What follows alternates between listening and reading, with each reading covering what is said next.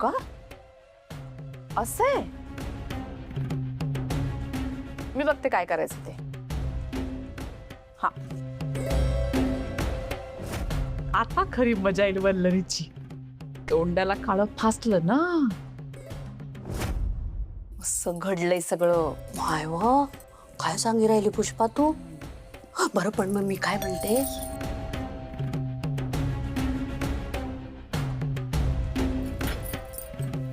वल्लरी ये बाई, ये घरात ये. काय ग, बरी आहेस ना तू? बाई मला तर किती काळजी लागून राहिली. दीपरची ठेवी ते.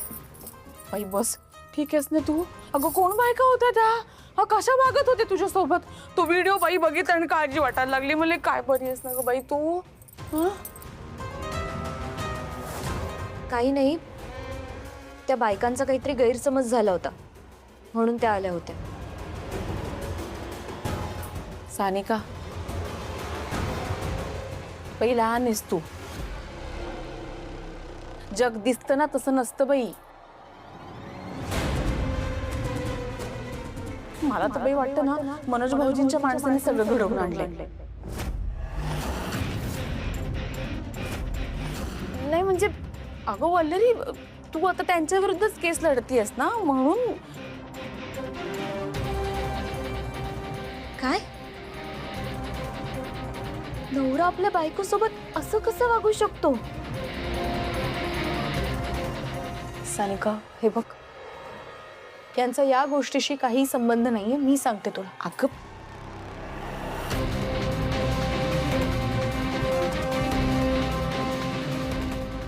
यांचा या सगळ्याशी संबंध आहे की नाही हे आता ह्यांनाच सांगू देत ना.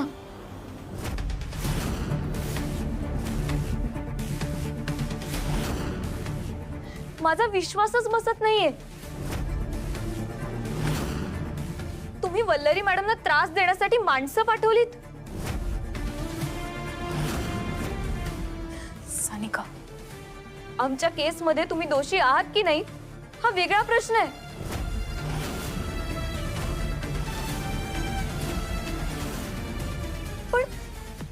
पण नवरा बायको सोबत असं कसं वागू शकतो?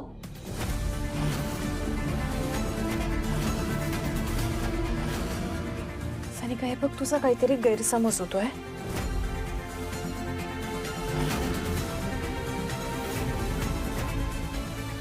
तू ह्यांच्याशी असं बोलू नकोस. ऐक माझं, तुला वाटतंय तसं नाहीये. मॅडम, तुम्ही ह्यांची बाजू घेताय. अहो, आज दिवसभर तुम्हाला किती त्रास सहन करावा लागलाय, विसरलात का?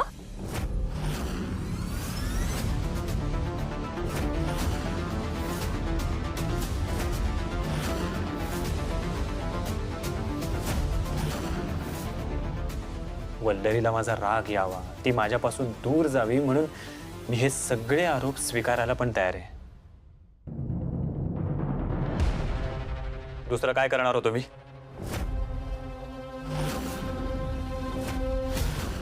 आणि त्या बायका काय चुकीचे बोलत होत्या? ज्या बायकोसाठी मी दिवस रात्र खस्ता खाल्ल्या, तीच बायको माझ्या जीवावर उठली.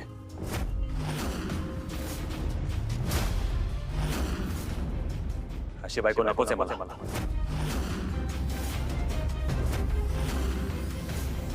म्हणजे तुम्ही जे केलं त्याचा पश्चाताप नाहीच आहे तुम्हाला.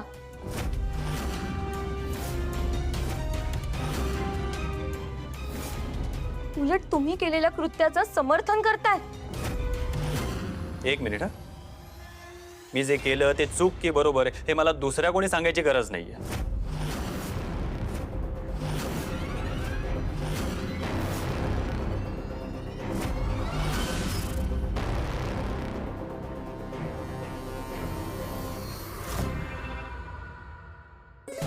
बाई, घराचं नुसतं रणांगण झालंय रोजच्या रोज.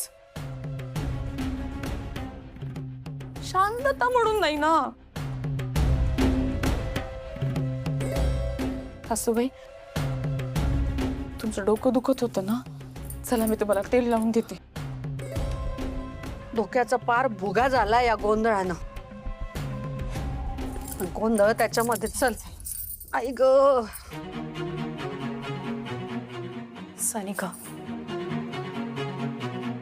हे बघ, कधी कधी आपल्याला ज्या गोष्टी दिसतात ना तशा नसतात. यावेळेला तू ह्यांच्या बाबतीत जरा चुकतेस. सकाळपासून जे काही घडतंय त्यामध्ये ह्यांचा हात नाही आहे, माझी खात्री आहे. आणि ज्याने कोणी हे केलंय ना तो आपल्या समोर नक्कीच येईल. तू नको काळजी करूस. बरं, ठीक आहे, येते मी आता. पण तुम्ही काळजी घ्या. हो, फक्त सांभाळून जा. पोचल्यावर मला एक मेसेज कर प्लीज.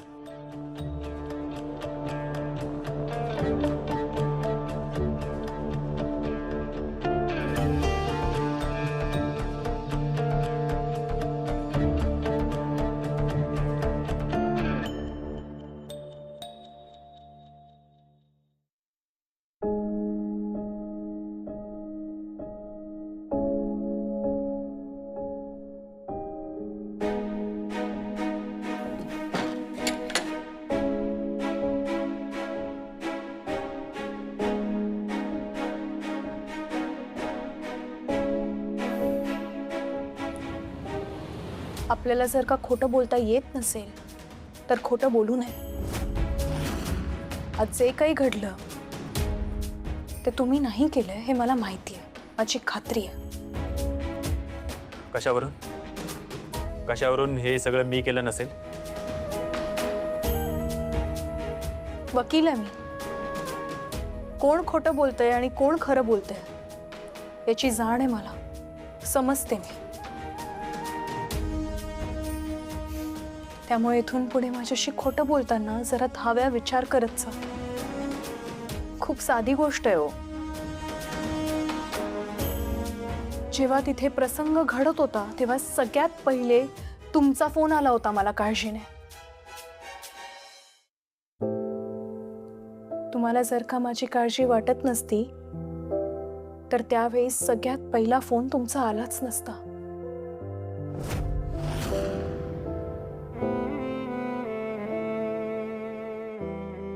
तुम्ही मला फोन केला तेव्हाच तुमची काळजी माझ्यापर्यंत पोहोचली.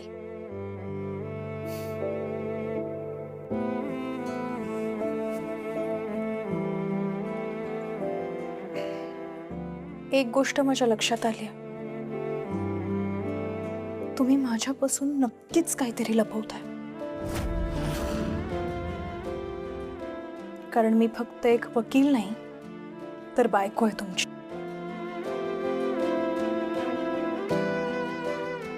तुमचे डोळे वाचता येतात मला.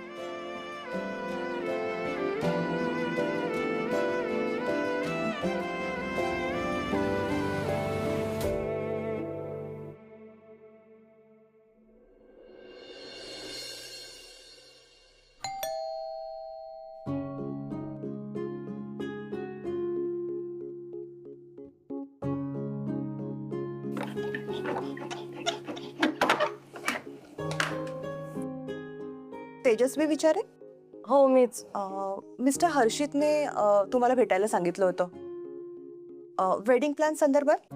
ओ ओ येस येस, या ना मध्ये बसा. नमस्कार, नमस्कार. मी आनंदी. हाय, मी तेजस्वी.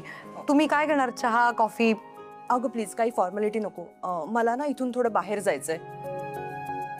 सो आपण कामाचं बोलूया. हो, नाही माझं प्रेझेंटेशन रेडीच आहे. पण मग ते सगळं तुमच्याशी बोलायचं आहे की नवरी मुलगी येणार आहे? म्हणजे अहो मीच नवरी मुलगी आहे. आपण माझ्याच लग्नासंदर्भात बोलणार आहोत. हो, ओके. सॉरी सॉरी सॉरी नाही, मी जरा कन्फ्यूज झाले. Extremely sorry. आपण सुरू करू शकतो लगेच. काय प्रेझेंटेशन केलंय ते?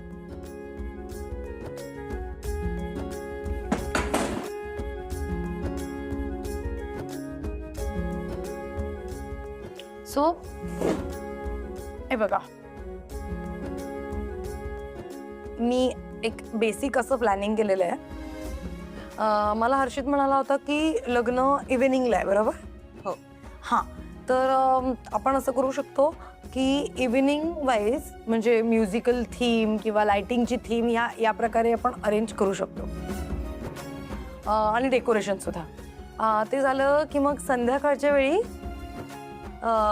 असं फॉगमधनं फुल ऑन फॉगमधनं नवऱ्या मुलीची अशी एंट्री होईल, म्हणजे तुमची एंट्री होईल. ओके.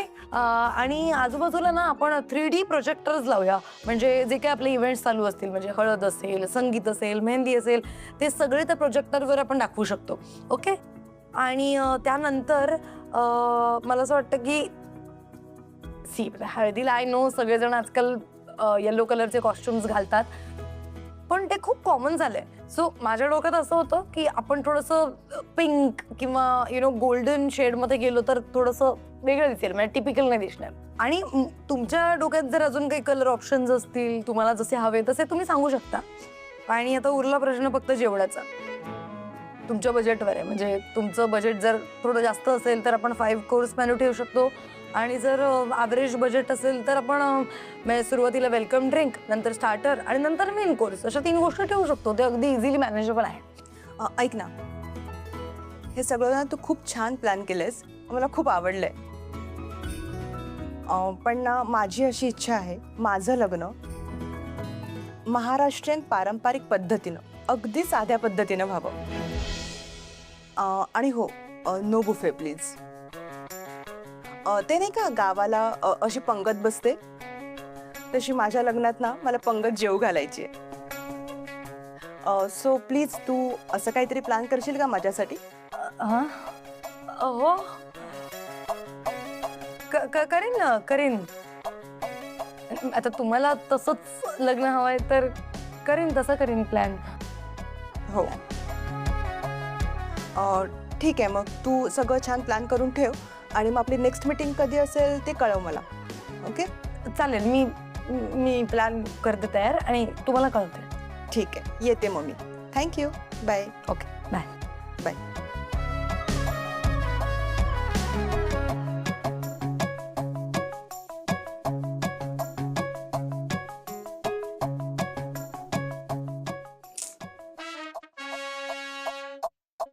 महाराष्ट्रीयन पारंपरिक पद्धतीने कसं करायचं राव? कोणाला विचारू?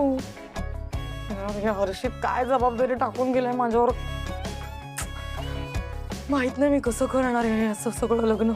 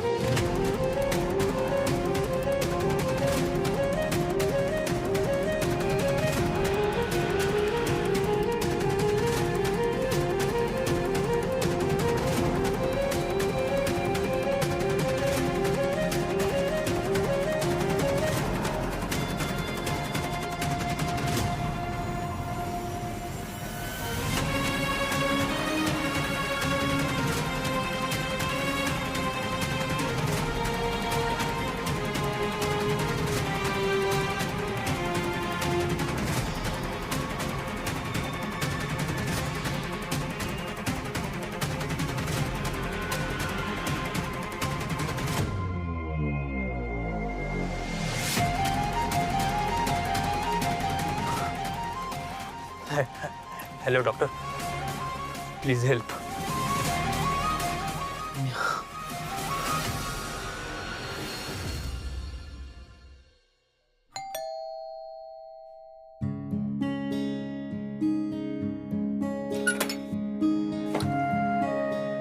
ताई, हे कपडे आणलेत. अरे धनु, कसा आहेस? हा, मी बरे ताई. आणि तुझी बहीण कशी आहे? नाही, कॉलेजमध्ये सगळं ठीक आहे ना? हो हो, सगळं अगदी छान सुरू आहे. तुम्ही ते पैसे दिले होते ना त्याची फीस भरण्यासाठी, त्यामुळे आता कोणीच तिला फीस भरून त्रास देत नाही. अरे वा, हे एक चांगलं झालं. ताई, अजून कपडे आहेत का? हो, आणते, थांबा, आलेच. हो.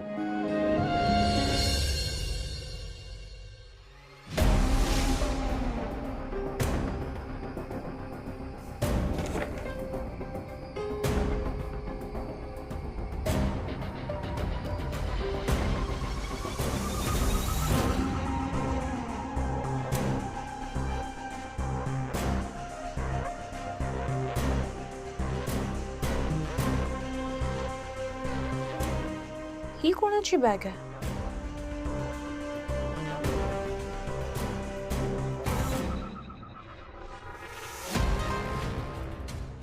ताई, कपडे आणताय ना? आले आले.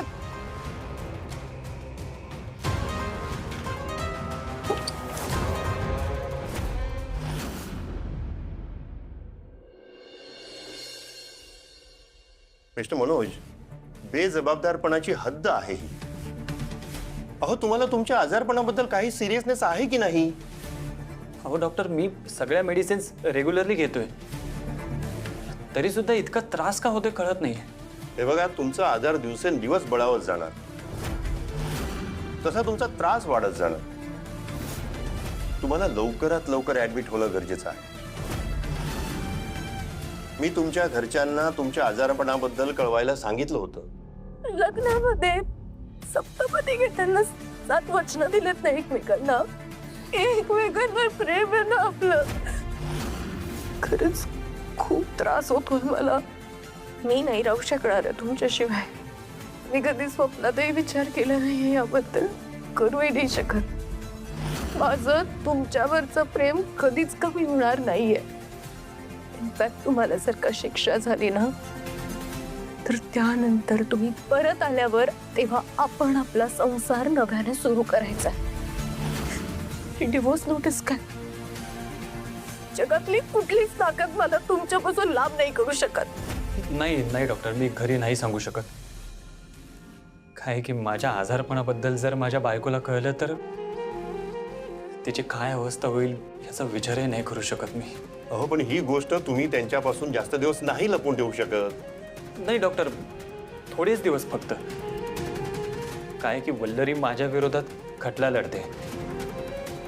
मला एकदा शिक्षा झाली, तुरुंगात गेलो की तिला काही कळण्याचा प्रश्नच येत नाही ना. आणि मी देवाकडे हीच प्रार्थना करतोय की तोपर्यंत तिला माझ्या आजारपणाबद्दल काहीच कळू नये, बस.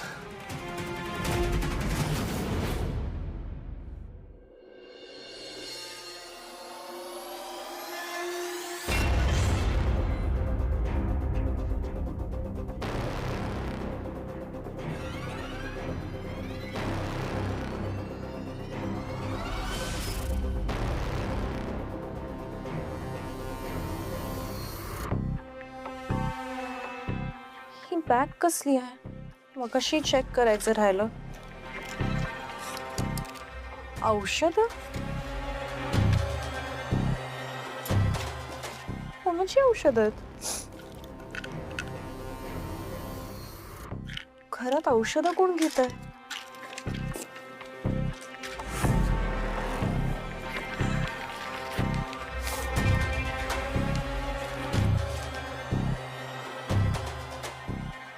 मनोज भांबरे यांचे कसले रिपोर्ट्स आहेत?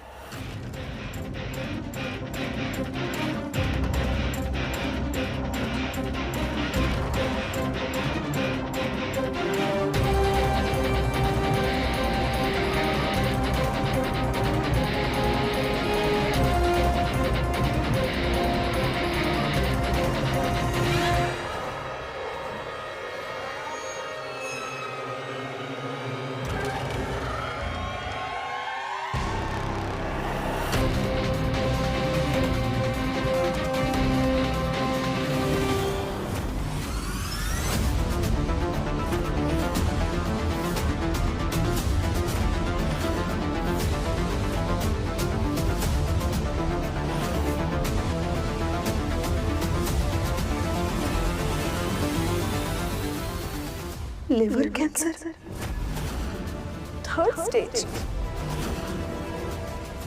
मला काहीच का नाही सांगितलं?